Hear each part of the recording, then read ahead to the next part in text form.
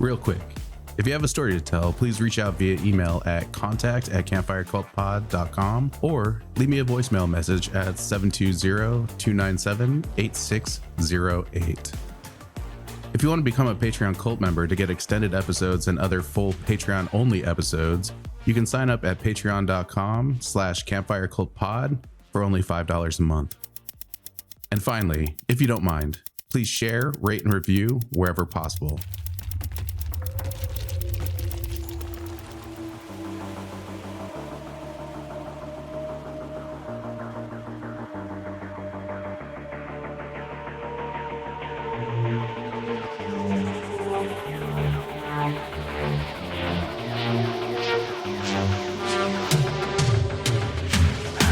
Welcome, dear listener, to the Campfire Cult Podcast. From a camper van deep in the haunted woods, I bring you first-hand accounts of chilling encounters with the paranormal. Step into the night and take a peek into the realm where reality and the supernatural collide. My name is Jazz, and I'll be your host.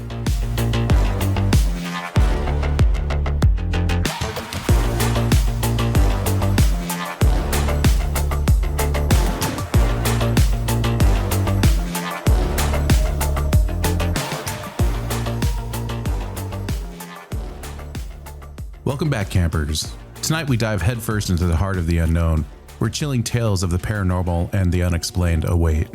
Tonight's stories will leave you looking over your shoulder and questioning everything you thought you knew. Join me as we venture into the shadows, where the truth lurking in the dark is often stranger than fiction. We're going to kick off the evening with a story from childhood that haunts this man to this very day. I was around 6 when it happened. My parents had tucked me in for bed. I live in the rural countryside, so nighttime is very quiet, no sounds of cars. It's usually very peaceful. I was laying on my back when suddenly I heard the sound of long nails scratching the wood under my bed. The reason this incident sticks out to me is because I can still remember the feeling of my heart dropping out my stomach and feeling paralyzed with fear. I was about to call out for my parents when my dad crawled out from under my bed and stood up in the dark looking at me. He said, "You forgot to say your prayer," then walked out of my room. I was understandably shocked. I did not leave my bed afterwards and must have fallen asleep at some point. My dad would normally tell me to say my prayers before bed, so this seemed like something he would say, but I have no idea what would possess him to hide under my bed. My dad denies ever doing this, and he loves scary stuff and would have absolutely taken credit for a prank that scared me so bad. I brought it up numerous times over the years, but he has never admitted to doing it. I never really considered until now that he definitely didn't have nails long enough to make the deep scratching sound I heard either. There's definitely a chance it could have been something paranormal and more sinister. It's something I hope to never encounter again, though. Next up, a man living near Whitehall, New York, recounts a chilling encounter with a goat-like creature in his backyard. I live near Whitehall, New York. One night, my partner was taking out the garbage and came back inside, startled and shaken. They said they had seen a creature that looked like a fox or coyote, but that it then stood up on its hind legs, so they booked it back inside. Fast forward about a month later, and I'm outside on my porch smoking a cigarette. We have a small plot next to our house that has a tow-behind landscaping trailer permanently parked on it about 20 feet away from the house. After a while of standing outside, I get the sudden and overwhelming feeling like something is watching me, a feeling of danger. It should be noted that, like most people up here, I'm usually carrying a gun on me. There's lots of wildlife and predators, so I kind of check my surroundings. When I looked over to that trailer, I saw there was something the size of a large dog lying in the grass. Mind you, it's a clear night with a not quite full moon, and the grass was uncut long but not like a meadow, about 8 inches high, so I had a really good view of this thing. I know never to approach a random animal bedded down at night, so I just kind of watch it for a second. Even in the light of the moon, its outline and coat were pitch black, unnaturally contrasting against the ground it lay on. Then it looks up. It has piercing red eyes. I'm thinking, what the fuck, and put my hand on my revolver. And then it stood up. It stood up on its hind legs. And the only way I can describe the legs of it is like that goat-human hybrid from the Narnia movie, but with the torso like a hybrid of man and canine. It also had horns. It was taller than me, and I'm 6 feet 1 inch. Didn't even need to take a step. I backed away to the door, locked and bolted it, and spent the rest of the night wondering what I just saw. Now I'll admit I'm a religious man, but that thing didn't fit the description of any jinn I've heard of. It's to this day one of the few things in my life I cannot explain. We've installed security cameras since then, but now the lot is under construction and we haven't seen it since. I don't know what I saw that night, but I intend to find out one way or another. I want to go into the forest near the plot and look for evidence, but I'm unsure what I'm really going to look for. Coming up, in the winter of 2002 near Wheeling, West Virginia, a couple encountered a terrifying figure on a dark wooded road. This incident took place near Wheeling, West Virginia during the winter of 2002. I've told a few people, those I can trust, for their honest opinion. Ever since it occurred, I've been puzzled and frightened. I'm going to be specific and honest on all the details. Please don't judge me, but my girlfriend and I used to go to a local treatment center for opiate addiction and counseling. Since starting treatment, I have remained clean and I'm proud of that. It's been difficult, but with diligence and support, we've both gotten through it. Though, I can honestly say that this incident I'm about to describe made breaking my dependency more difficult. Many of our appointments were in the evening around 5 to 6 p.m. The center is about a mile off the interstate, on a wooded road with a few other businesses around. It can be a very dark road even before the sun goes down. On this day, it was about 5:15 p.m. and dark, except for a few sparsely placed street lights. It was extremely cold, and there was an inch or so of snow on the ground. We had just driven off the interstate exit onto the wooded road when we noticed someone ahead of us on the right shoulder walking towards the center. I thought it might be another patient, so I asked my girlfriend if she knew who it was and that we could give them a lift. As we approached, I slowed down to get a good look at this person. When I got nearer, the figure stopped and turned its head and looked directly at us. What I witnessed was the most terrifying thing I have ever seen. It had dark-colored clothing and a hooded jacket of some kind.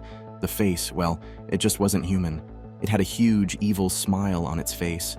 The smile literally went from one side of the face to the other, and the teeth were enormous but not sharp. The teeth reminded me of horses' teeth, and the overall expression was similar to the Joker from the animated Batman TV cartoon. I remember my girlfriend gasped, then ducked to hide her face. Needless to say, we didn't stop, but I had to get another look. I needed to figure out what it was we saw.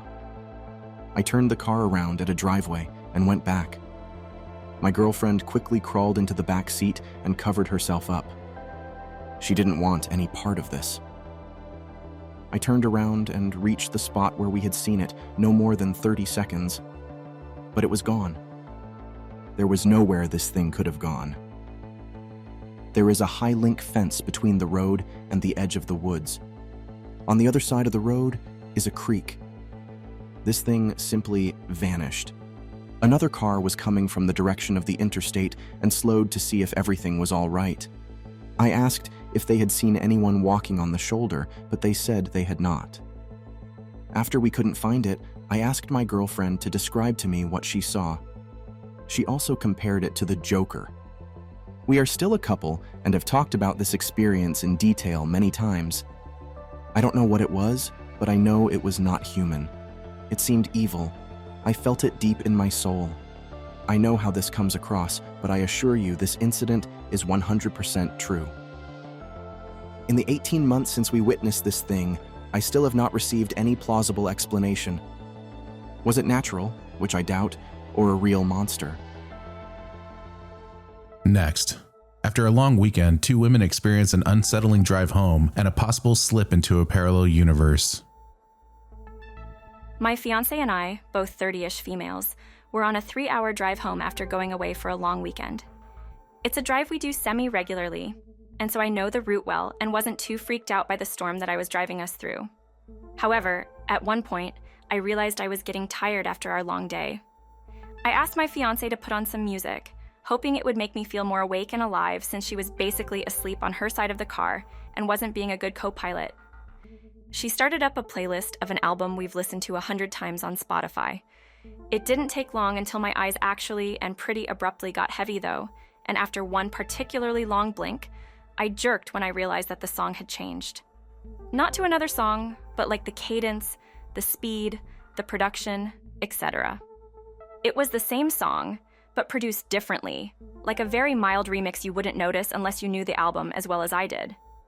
I immediately asked my fiancé if she noticed the change, and she brushed me off, still half asleep. I kept listening, and each song that played after sounded off, and it was starting to drive me crazy, but I stayed quiet and panicked to myself that maybe I was imagining it, or maybe, as my friends and I have joked about before, I had slipped into a parallel universe. Usually the thought is amusing, but for some reason I was filled with this cold dread. I started freaking out more because I didn't want to be alone in a new universe. Dumb, I know. Then suddenly my fiancé gives a gasp and wakes up and immediately goes, "That's not the right note for this song." We both look at each other, and she immediately starts Googling to see what's going on. Quickly we realize all streaming music has this new version of it, while my phone, which I had bought the album on, had the original album that sounded exactly as we remembered. Now, okay, an updated version was released. Sure, but we follow this artist very closely and had never heard anything about it. Yet Google said the entire album was reproduced, and this is super important, replaced on streaming months ago, which makes no sense because we stream it on her Spotify account all the time. Okay, fine. Maybe Spotify had both versions for a while or something, or maybe we used my phone more often than we thought. We made a usual joke about moving to an alternate universe, but it fell flat for us both because something about this didn't feel quite right. Then, out of nowhere, her car starts pouring water in through the passenger side dashboard. I freaked out, wondering how that would happen in a relatively new and recently inspected car, especially mid-drive. My fiancé managed to clean it up, and within a couple of minutes, it stopped just as abruptly, but there had been enough water that she had to pour out the rubber mat at her feet. At this point, we also realized that the landscape was totally unfamiliar, even though the GPS claimed we were taking our normal route. We chalked it up to the rain and our anxiety, but both of us kept looking at each other silently whenever we passed something new along the road. We finished the drive, feeling super uncomfortable and wondering what the hell was going on. We spent the next few days moving past it, or trying to, only things keep being just a bit off. Next, this week I was looking through some photos on a flash drive with my fiancé, only to see that while most of the photos on there were normal, not only were some key photos missing, but there were also new photos and videos I've never seen before in my life. This is even though this is the same flash drive I've been using for the last 10 plus years, and I literally resorted everything on it last year, so I knew what was on it. Weirder still was a photo marked with the year 94, by the camera itself with that glowing digital date they used to print on photos when developed. And the photo is of me in the house my mom didn't buy until the year 2000. I should have been an infant in the photo, but instead I seem to be about 5 or 6. Must be a camera glitch, I guess, but none of the other photos, all from the same day, have that problem. My fiancé also noticed that our pets are acting strangely since we got home too. They were overly excited to see us upon returning home, and have continued to be far more affectionate than usual. Heck, one kitten even seemed to have gotten significantly bigger, which obviously kittens do, but not in the 3 days we'd been gone. I'm trying to use logic for all of this and just roll with it, but it's very difficult when we keep having these moments where we go, what the fuck? I swear this isn't how it was before. So yeah, basically I have no idea what happened or if we're just imagining all of this, but I can't shake the feeling that we're moving forward in a place we didn't come from. Stories like this are so interesting to me. I've often wondered if every near miss with death in my life is actually a branch off in time from the original timeline, where in this current timeline I died, only for my consciousness to be instantly transported into another parallel timeline where I didn't die to continue my lifeline. To me, this explains the Mandela effect, which is an observed phenomenon in which a large segment of the population misremembers a significant event or shares a memory of the event that did not actually occur. The typical example, and the reason why it's called the Mandela effect, is because a large section of the population remembered Nelson Mandela dying while he was imprisoned in the 1980s. Even recalling his widow's speech and seeing riots in some cities on the news. It was a mass shared memory. But in this timeline, he lived until his actual death in 2013. It's just wild that a memory can be shared by millions of people and be provably wrong. Next up, a Vietnam veteran and truck driver recounts an encounter with a strange humanoid creature on a desolate highway in Arizona. I'm Rob. I'm up in Lancaster, California. I'm a Vietnam veteran and I was in NATO for 6 years in Germany. After the military, I went to truck driving school and became a truck driver for 20 years. This incident happened the last year I was driving a truck. It happened on May 7th, 2002, at approximately 4:30 in the morning on Interstate 8, exit 140 in Arizona. I just picked up a load of produce in Yuma, Arizona. I left Yuma and I had to take a whiz. So I pulled off the road and stopped at exit 140 on Interstate 8. I pulled off the exit ramp there, and I had my high beams on, and I noticed a figure to the left side of the exit ramp. A tall, dark figure was on the left side of the exit ramp, so I went to the right side of the exit ramp, slowed down, stopped, and turned off my headlights. I could see a large humanoid figure standing there holding a carcass of some sort in its hand. It dropped the carcass on the ground, turned around, and looked at me for 4 or 5 seconds, and then started walking over towards my truck. I said, "Holy shit," and locked the door. Made sure it was locked and it was approaching. It stopped about 2 feet from the door and its head was as high as the window. I'm driving a conventional, so the window is about 7 feet off the ground. The head of this being was slightly above the head of the window, so it had to be at least 7 feet tall, 7'2", that vicinity.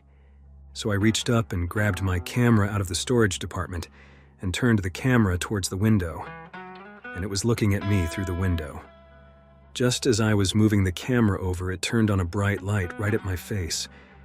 It was so bright I couldn't look at it, so I took my camera and flashed a picture at it. The creature stepped back as if slightly startled for a second. Then it kinda gave me an oddball grinning expression, looked at me a couple more seconds, turned its head, and when it turned its head, I got a real good look at its profile, of its skull and head, and it had started walking away along the left front of my truck. As it was walking away, I turned on my headlights, and I got a real good look at its backside and its legs, and then I saw what it was walking towards. At that time, the sun was starting to peek out over the top of the mountains. There was enough light that I could see a large black object sitting in an empty parking lot next to the exit ramp. It walked up to the large black object. It just disappeared inside. No idea how it got inside this object, but it was gone. Then I turned on my spotlight. I could see some of the texture of the outside of this. It looked like the side wall of a tomb is what it looked like. Then it started to rise up off the ground. It made no sound. It got up about 10 to 15 feet above the ground. The vehicle vented out some red stuff. I could see red stuff shooting out from the back and sides. Then I could see it was a triangle shape. I could see underneath it, and it had 3 tiny marker lights on each corner of the triangle. Dull red light in the middle. It accelerated away and was out of sight in about 3 seconds. When it had risen up, it was silhouetted against the morning sun. It was making the sky bright enough to see it was a triangle-shaped vehicle. I had never seen anything like it. So what happened is I waited about 5 minutes when I knew the being and the vehicle were gone. I unlocked the door. I had my camera with me. I had 5 pictures left on the camera. Got out of the truck and walked across the street of the exit ramp to see what this being had dropped on the side of the exit ramp. When I got over there, I shined the flashlight on it. I was surprised that it was a carcass of some kind. Looking at the hooves, I could tell it was a deer. The deer's head was bit clean off, and it had discolored fur around its neck. The inside of the deer, the chest cavity, was all completely removed. Its internal organs were all ripped out to the back of the spine. The internal cavity was burned out. Coming up, In 2006, an 11-year-old boy living in an old farmhouse in Waynesburg, Pennsylvania, had a chilling encounter with a shadowy, slender figure. This was way back in 2006. We lived in an old farmhouse on Hargis Creek Road in Waynesburg, Pennsylvania. Our house was actually bought and torn down to be the new West Green Elementary School. I was 11 at the time. It was a Friday night and the start of the weekend, so I was allowed to stay up as long as I wanted. My mom was upstairs asleep. I was downstairs in the living room watching Adult Swim on the TV. The next thing I heard was an upstairs door slowly open. The sound that followed after that was somehow going down the stairs on all fours like a dog. We didn't have a dog. Little 11-year-old me was just wrecked with fear and beginning to turn around to see what was making this noise. Whatever this thing was didn't waste any time. It came flying through the living room doorway and leaped onto my back, pinning me to the carpet. It was a shadow with a slender figure. I want to say it was at least 5.5 to 6 feet tall. It was hard to gauge since it was crawling. Anyways, I'm just laying there with this thing on my back, freaking out. It didn't have a feeling to it, just felt like something heavy wrapping itself around me. I'm trying to call out to my mom, but the only thing coming out is strained whispers. This thing had me in some sort of waking sleep paralysis state. I'm fearing and bracing for the worst, but it never did anything other than that. After a few moments of this thing holding me, I could feel myself getting more and more tired. Before I knew it, I passed right out. And there, I awoke in the same position the next morning with Saturday morning cartoons playing on Cartoon Network. I passed it off as a bad dream. I didn't see this thing for years, but I feel like it was still hanging around. Never happened again, though, at my mom's house. My dad had remarried, and I don't want to speak ill of anyone, but let's just say she liked to have a few drinks. Good stepmom, just a troubled person. We had some strange activity at my dad's house after this. Doors opening and slamming in the night, waking up in fear in the middle of the night for no reason at all, my blankets getting pulled sometimes. I'd wake up sometimes in that same sleep paralysis state, but it wouldn't be there. I only saw this thing one other time. That was one night a couple of months before my stepmom sadly passed from a DUI-related injury. I was a fully grown man at the time, in my mid-20s. I was sitting on the couch at my dad's, watching some late-night TV. This time, it didn't bother me or anything. It just crawled right down the hallway to her bedroom. I have no idea what this thing is. Is it attached to me? Next up, a woman recounts her friend's experience with a large glowing sphere while at a cabin in the mountains of central Argentina. The story I want to share belongs to my best friend. It's one of the most incredible first-hand accounts I've heard, so I want to emphasize that what you're about to hear is real. I love sharing these stories because they provide the perfect context to explain certain aspects of my country. This story occurred in the city of Mina Clavero, in the province of Córdoba. This province is known for its beautiful mountains, hills, and rivers, as well as a strong tradition of alien contact. Nearby, Capilla del Monte, just 100 kilometers away, has significant esoteric tourism, with alien festivals being common. Most shops have alien-themed decorations year-round, and fairs offer chakra readings, Tibetan bowl therapies, and everything related to the New Age movement. Behind all these bizarre but interesting phenomena lie numerous accounts of sightings and encounters. A town where everyone, from the butcher to the doctor, talks to you about aliens. I would even say it's one of the most active places for UFO activity in all of Latin America. This introduction helps us understand the energy in the mentioned area, and I believe the proximity of these locations is not a coincidence. Returning to my friend Julian's story, it happened during a family vacation when he was 13 in Mina Clavero. One night, the family was inside their cabin, looking through a large kitchen window at what appeared to be orange spheres of light dancing in the distant hills. This spectacle lasted several minutes as they watched the lights multiply and merge. When it ended, the family felt a glow behind the cabin, thinking it might be the caretaker shining a flashlight to quiet them since it was late. However, upon opening the curtain, they were met with a chilling sight. The same orange sphere they had seen earlier was now floating outside, surrounded by 4 tall, thin gray beings with their arms extended toward it. Julian described them as identical to the alien in the famous scene from Mel Gibson's movie Signs. You can imagine the chaos. Julian's sisters were in a panic. His parents were at a loss for how to react. His older brother was pulling everyone away from the windows, and Julian was completely frozen. The next morning, they went to the spot where they had seen the beings, and the grass was nearly flattened as if a heavy object had been resting on it for a long time. Years passed, and the family curiously never spoke of the incident again.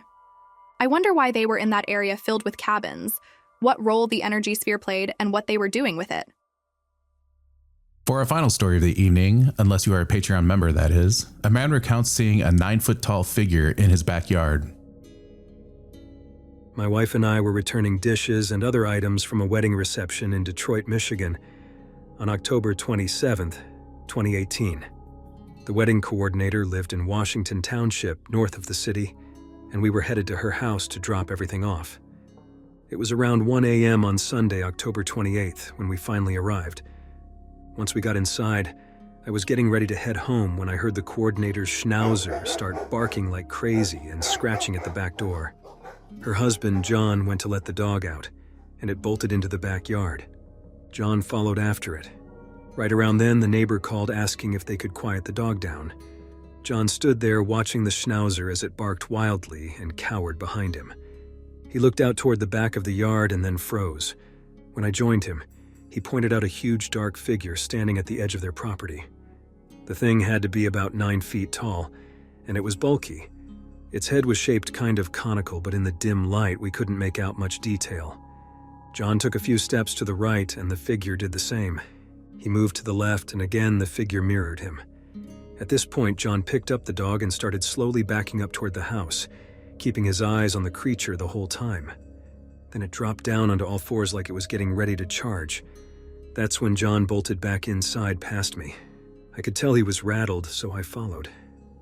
The next morning, John said he went back out to where the figure had been standing.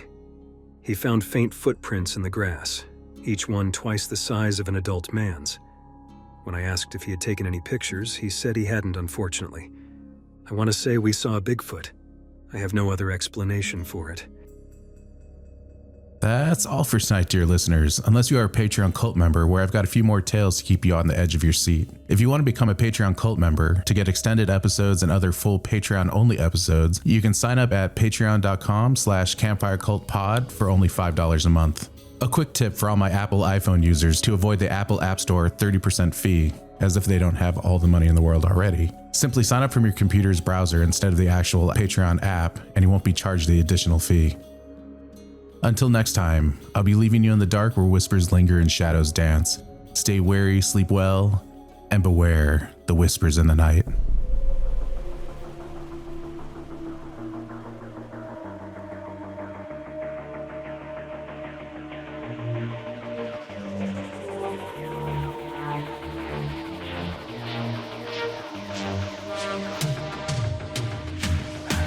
If you have a story to tell, please reach out via email at contact@campfirecultpod.com or leave me a voicemail message at 720-297-8608. You can follow us anywhere on social media at Campfire Cult Pod and online at campfirecultpod.com. And finally, if you don't mind, please rate and review wherever possible.